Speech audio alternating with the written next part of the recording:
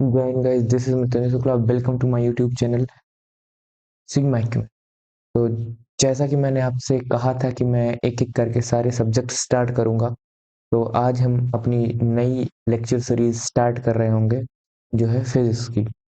Specifically ये class 9th and 11th के कुछ चैप्टर्स हैं, अभी मैं डिस्कस करूंगा उन्हें, जो कि दोनों को मिला के बनाए गए हैं। मतलब जो चैप्टर है वो 9th का कुछ पार्ट है और 11th का भी उसमें का कुछ पार्ट है, जो कि आगे आपके कॉम्पिटिटिव एग्जाम्स में आपकी हेल्प कर रहे होंगे।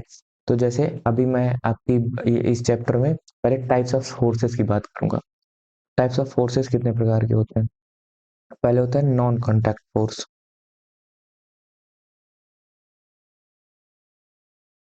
तो ये भी, इसमें भी कई सारे टाइप है। जैसे टाइप नहीं है नॉन कॉन्टैक्ट फोर्स कौन कौन से होते हैं, मैं आपको ये बताऊंगा आगे।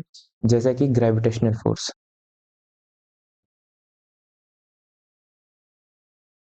ग्रेविटेशनल फोर्स जो है ये नॉन कॉन्टैक्ट फोर्स है, बिना किसी कॉन्टैक्ट के होता है।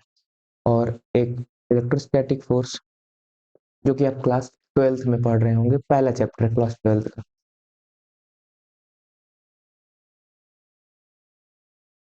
इसकी हिंदी होती है वैद्युत स्थितिकी। और तीसरा है मैग्नेटिक। ये तीनों फोर्स है। और अगला हम बात करेंगे यहाँ पे कॉन्टैक्ट फोर्स की।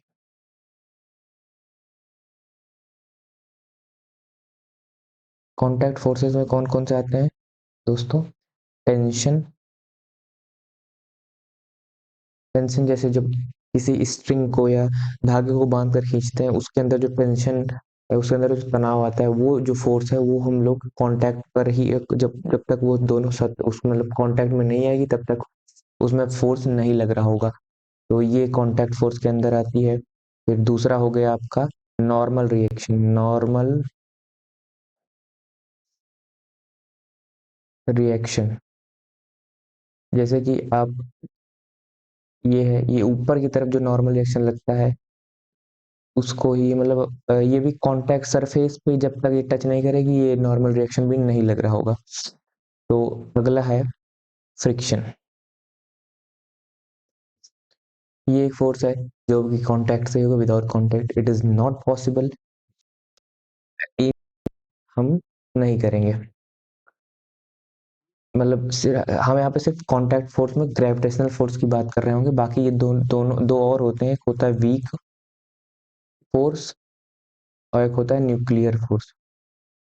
इसकी मैं बाद में बात करूंगा आपको कई लेक्चर्स के उपरांत। और अभी मैं नॉन कॉन्टैक्ट फोर्स में ग्रेविटेशनल फोर्स की बात कर रहा हूँ। तो चलिए वहां पे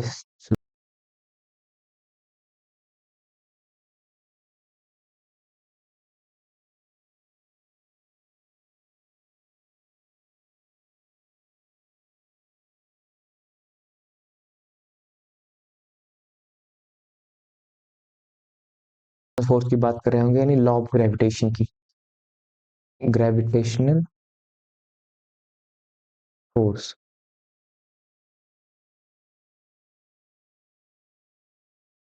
तो ये क्या है दोस्तों? Each and every object in the universe attract each other. तो जैसे कि मैंने बोला, सारे ऑब्जेक्ट एक दूसरे को अट्रैक्ट करते हैं यूनिवर्स में। और विच इज डायरेक्ट मतलब which is directly proportional to its product of their masses and inversely proportional to distance square of distance between them. मतलब कि दोस्तों इसका हुआ कि दो पॉइंट ऑब्जेक्ट्स हैं, ये एक अज्यूम कर लीजिए, पहले दो पॉइंट ऑब्जेक्ट्स हैं, इसको हम ये अट्रैक्ट कर रहे हैं, दूसरे को अट्रैक्ट कर रहे हैं। तो इसका इसमें जो फोर्स लगेगा वो किसके इक्वल होगा?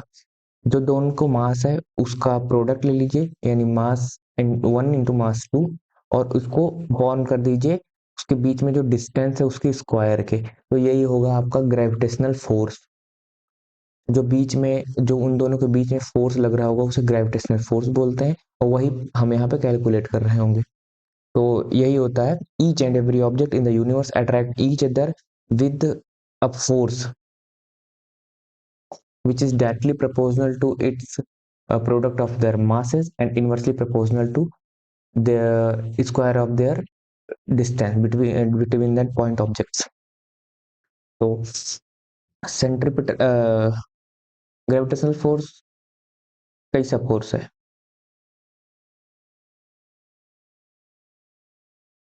हाँ, तो ग्रेविटेशनल कैसा फोर्स है? ग्रेविटेशनल सेंट्रल फोर्स है आपका। सेंट्रल फोर्स मतलब कि ये हर चीज अपने अंदर सेंटर की तरफ अट्रैक्ट करता है। जैसे कि ये अर्थ है, तो ये इसका सेंटर है। जो भी चीज अट्रैक्ट करेगा अपने से, ये अंदर की तरफ अट्रैक्ट करेगा, मतलब सेंटर की तरफ, ना कि सरफेस की तरफ। पूरा इसका रेडियस सेंटर से लिया जाएगा, तो इसे बोलते हैं हम लोग सेंट्रल फोर्स। और इसका एग्जाम्पल हम लोग देख सकते हैं, अर्थ को ले लीजिए। अर्थ का ग्रेविटेशनल एक्सलेरेशन सबसे ज्यादा कहाँ पे होता है? पोल्स पे, क्योंकि पोल्स की और सेंटर की डिस्टेंस कम है, और जो उसका विषुवत रेखा है यानी इक्वेटर, उस पे वो सेंटर से वो दूर है, तो क्या कहते हैं उसमें ग्रेविटेशनल एक्सलेरेशन कम लग रहा होता है, यानी स्मॉल जी कम होता है उसका। कंप्यूटर फोर्स, ग्रेविटेशनल फोर्स समझाने के लिए सेंट्रीफ्यूगल फोर्स पहले समझाता हूँ, क्योंकि ये और ये खुद एक टाइम, पर्टिकुलर टाइम पे इक्वल हो जाते हैं। क्यों? क्योंकि जब जैसे एक एग्जांपल ले लेते हैं हम, एक थ्रेड लेते हैं, डोरी, और उस पे एक पत्थर भांगते हैं और उसको गोल गोल घुमाते हैं काफी स्पीड से, तो वो एक सर्कुलर पाथ में घूम रहा होता है, ना कि वो आपकी तरफ अट्रैक्ट हो, आपकी तरफ आके चिपक जाता है, ना ही दूर जाता है। बट अगर आप वही पत्थर टूट जाए, एक मतलब धागे धागा टूट जाए, पत्थर चला जाए आगे, पत्थर कैसे जाएगा? वो टेंजेंशियली आगे जाएगा। टेंजेंशियली मतलब कि जैसे वो जिस सर्कुलर पाथ में घूम रहा होगा, वो उस पाथ को टच करता हुआ आगे जाएगा और फेंका जाएगा। तो सेम अर्थ ऐसा काम करती है मून के साथ।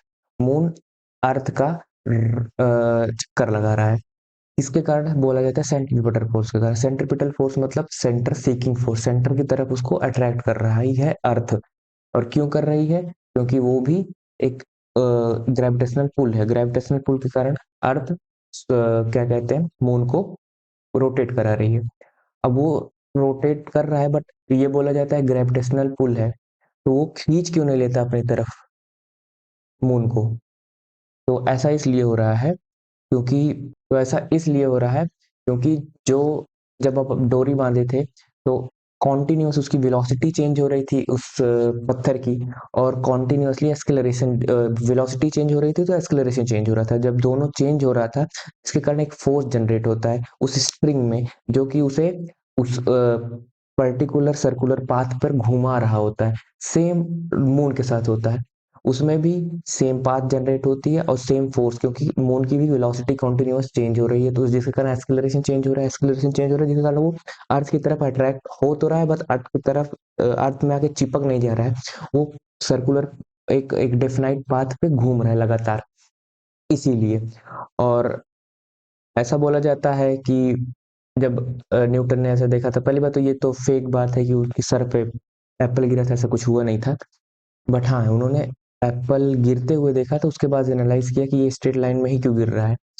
और ऐसा भी हो सकता है कि न्यूटन के थर्ड लॉ के हिसाब से कि एप्पल को क्या कहते हैं, अट्रैक्ट करना चाहिए अर्थ को। जैसे कि अर्थ अट्रैक्टिव फोर्स लगा रही है, यानी ग्रेविटेशनल फोर्स एप्पल को अट्रैक्ट करने के लिए, तो ऐसे एप्पल भी लगा सकता है पृथ्वी पर। तो हाँ जी, लगा रही है अर्थ भी, अरे सॉरी, एप्पल भी लगाता है फोर्स उसको अट्रैक्ट करने के लिए। बट आपको पता है एप्पल का मास और अर्थ का मास दोनों का कंपैरिजन किया जाए, तो एप्पल का मास आपका नेग्लिजिबल होगा, और नेग्लिजिबल होगा तो कुछ काम का नहीं है, क्योंकि न्यूटन के सेकंड लॉ के हिसाब से acceleration is inversely proportional to mass. अब जितना ज्यादा मास होगा उतना कम एक्सेलरेशन होगा, और जितना ज्यादा एक्सेलरेशन होगा उतना कम मास होगा। तो सीधी सी बात है, एप्पल का मास कम है, जिसके कारण वो लग तो रहा है बट जना ही नहीं दे रहा, तो उसको नेग्लिजिबल मान लेते हैं। सेम अर्थ और मून के केस में हो रहा है। अर्थ और मून के केस में अर्थ का मास काफी ज्यादा है और मून का मास काफी कम है अर्थ के कंपैरिजन में, जिसके कारण वो मून अट्रैक्ट कर रहा है बट अट्रैक्ट कर नहीं पा रहा है, क्योंकि इस केस में ऐसा हो जाना चाहिए कि अर्थ मून का रिवॉल्व करे, बट ऐसा नहीं हो रहा है। इसका कारण यही है कि अर्थ का मास ज्यादा है, मून का मास कम है, तो मून अर्थ को रिवॉल्व कर रहा है। That's it. अब हम आपको आगे बता रहे होंगे law of gravitation. Law of gravitation ये जैसे सेंट्रल फोर्स है, और दूसरा इसका सब कुछ डिपेंड करता है इसके वेट यानी भार पे। जितना भार होगा उतना ही ज्यादा ग्रेविटेशनल पुल होगा।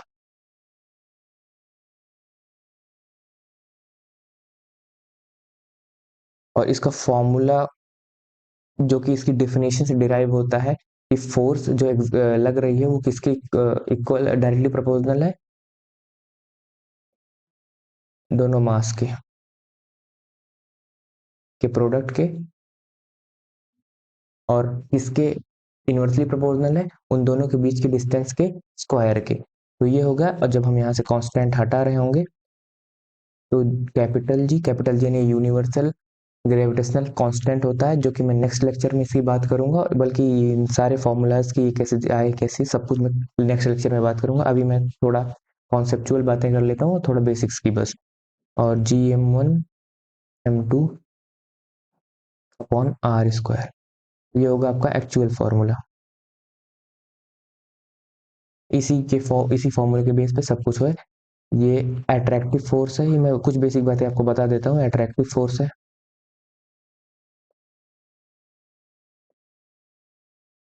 और ये जो है केवल पॉइंट ऑफ मासेस है, पॉइंट ऑब्जेक्ट के लिए वैलिड है। जैसे कि पॉइंट ऑब्जेक्ट मतलब जो कि सेंट्रल से उसकी रेडियस कैलकुलेट की गई हो, ना कि सरफेस से, क्योंकि सरफेस से करेंगे तो आपको फोर्स गलत आ जाएगा। और हाँ, एक चीज और, इसकी नॉन कॉन्टैक्ट फोर्स में एक चीज आता है इलेक्ट्रोस्टैटिक फोर्स, जिसे हम हिंदी में बोलते हैं वैद्युत स्थिति। तो इसमें और उसमें डिफरेंस क्या होता है? इसमें और उसमें मेन डिफरेंस ये है कि ये अट्रैक्टिव फोर्स, ये हमेशा अट्रैक्ट ही करेगा, कभी रिपल नहीं करेगा।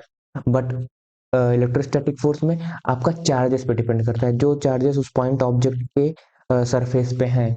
अगर एक पे पॉजिटिव है, एक पे निगेटिव है, तो वो ऑब्वियसली अट्रैक्ट करेगा। अगर दोनों पे सेम चार्जेस है, यानी निगेटिव है इस पे भी, इसके पे निगेटिव है, तो वो रिपल करेगा, अट्रैक्ट नहीं करेगा। यही है, उसमें अट्रैक्शन रिपल्सन चार्जेस के बेस पे होता है, बट इसमें अट्रैक्शन ही होता है, चार्जेस डिपेंड ही नहीं करते, क्योंकि ये मास पे डिपेंड कर रहा है एक्चुअली में, और वो आवेश पे डिपेंड कर रहा है, यानी चार्जेस पे। तो ये हो गया। और आगे मैं आपको बता रहा हूँ कैपिटल जी वगैरह, इसकी सबकी वैल्यू मैं आपको कल बताऊंगा, ये कैसे आई, उसकी वीमा यानी डायमेंशन क्या होती है। I will tell you everything tomorrow, means in lecture, next lecture. अब आपको मैं एक चीज बता देता हूँ, व्हाट कैपिलर्स का, इसमें आपको ये पता होना चाहिए कि ये जो आर आपका व्युत्क्रमानुपाती आया है फोर्स के, मतलब कि इनवर्सली प्रोपोर्शनल है, वो ये चीज। हाँ तो दोस्तों, कैपिलर के हिसाब से न्यूटन ने ये बताया था कि जो ये force is inversely proportional to R square, मतलब कि उन दो पॉइंट ऑब्जेक्ट है उनके बीच के जो डिस्टेंस है उसके स्क्वायर के ये इनवर्सली प्रोपोर्शनल होगा। इसका इसमें जो फोर्स लग रहा है इन दोनों ऑब्जेक्ट के बीच में, अट्रैक्शन फोर्स। तो ये न्यूटन ने केपलर का नियम यूज करके बताया था। केपलर का पहला नियम क्या होता है? केपलर का पहला नियम होता है कोई भी प्लेनेट जो कि अर्थ के रिवॉल्व घूम रहा है, अर्थ का चक्कर लगा रहा है, वो इलिप्टिकल पाथ में चक्कर लगाएगा। इलिप्टिकल पाथ मतलब दीर्घ वृत्ताकार कक्षा में। और बोला था कि सन उसके फोकस पर होगा, सन उसके फोकी पे होगा, उस प्लेनेट के। और दूसरा नियम ऐसा बोलता है कि जो लाइन सन और प्लेनेट, उस प्लेनेट जो कि उसका चक्कर लगा रहा है उसको जोड़ती है, वो इक्वल इंटरवल पे इक्वल एरिया डिवाइड बता रही होगी। अब इसका एग्जांपल, मतलब ये आपको मैं समझा देता हूँ। पहला नियम आपको मैंने समझा दिया, दूसरा नियम है, जैसे ये ले लीजिए आप, इलिप्टिकल पाथ है ये, यहाँ पे आपका सन है, तो एक ये है, एक ये है स्ट्रेट लाइन जो कि सन को अर्थ अर्थ ही ले लेते हैं, कोई भी प्लेनेट से जोड़ रही है। एक ये और एक ये, इसको P मान लेते हैं इस वाले पॉइंट को, इसको Q, इसको R, इसको S, और ये O है आपका, यानी यहीं पे आपका सन है। तो ये बताइए, जो मैंने आपको बताया वो एक्चुअली में उसका मतलब ये है कि जो टाइम इंटरवल है, यानी टाइम इंटरवल यानी पी क्यू, ये पी क्यू एक टाइम इंटरवल है। अगर पी और क्यू ये और आर और एस ये बराबर है, ये टाइम इंटरवल्स है, टाइम इंटरवल्स, अगर ये बराबर है इसका मतलब होगा कि इनके बीच का एरिया बराबर होगा 100%। यही बोला गया है कि equal equal time interval define कर रहे हैं, तो इक्वल एरिया भी यही डिफाइन करेंगे। तो जैसे O P Q equal to O R S, ये भी होगा। तो मतलब ये एरिया है आपका, ये भी एरिया, इन दोनों का एरिया मतलब ये और ये दोनों भी सेम होगा इसका एरिया। यही होता है केपलर का सेकंड लॉ। और केपलर का थर्ड लॉ है T square is directly proportional to a cube. मतलब प्लैनेट जब सन का एक चक्कर लगाता है तो जो टाइम पीरियड होता है, जितना टाइम लेता है वो, उसका जो स्क्वायर है, उस वो जो है डायरेक्टली प्रोपोर्शनल होगा उसकी और सन की मेजर एक्सिस जो है उसके क्यूब की। अब ये क्या है, ये भी मैं ऐसे इलिप्टिकल पाथ पे आपको दिखा देता हूँ। ये आपका इलिप्टिकल पाथ, यहाँ पे आपका सन है और ये आपका मेजर एक्सिस है यानी ए, और ये आपका माइनर एक्सिस है बी, और ये आपका टाइम इंटरवल टीम, ये पूरा जितना घूमा है, ये ये ये आपका टाइम इंटरवल, इसका square is inversely proportional to a cube. इसी के बेस पे न्यूटन ने निकाला था ये F is inversely proportional to 1 upon मतलब आर स्क्वायर, मतलब आर की जो है व्युत करवानी पाती है इसको। कैसे निकाला था आपको आगे मैं बताऊं।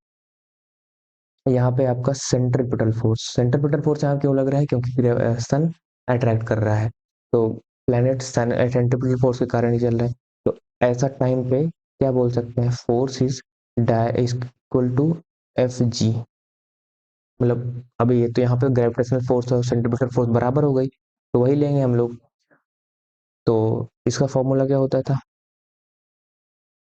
M B square upon R equal to G का क्या होता था, capital G M one M small, capital M one M two लिख सकते हैं, कैपिटल एम स्मॉल एम लिख सकते हैं हम, आर स्क्वायर, एम से M cancel, R to R, B square V की होती है 2 पाई आर बाई 2, ये होता है इसका।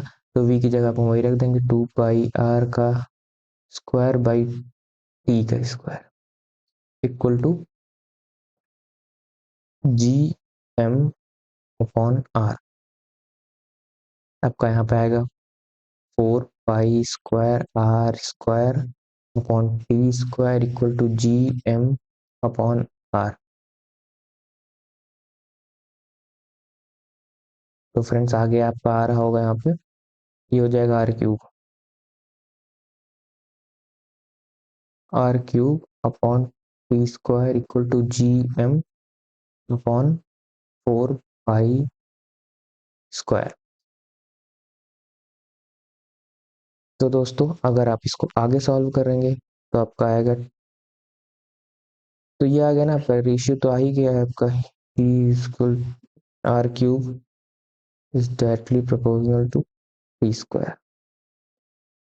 ये यहीं से आपका आया है, इसी को यूज करके न्यूटन ने बताया कि इनवर्सली प्रोपोर्शनल होता है।